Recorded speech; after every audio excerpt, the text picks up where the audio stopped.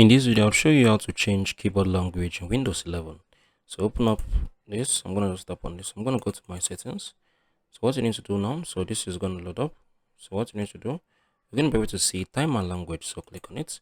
So you're going to be able to see language and region. So open it.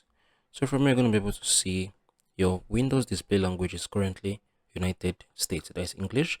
But if you love to change it, you can also use this preferred language option. So just click on add language. So you can come on here and select any language you love. Like there's a whole lot of languages here. So you can see choose a language to install. So once you're done, once I tap on this now, you're going to be able to see next. So once you click on the next, you're going to be able to install this language, and you can come on here and select it from your own option.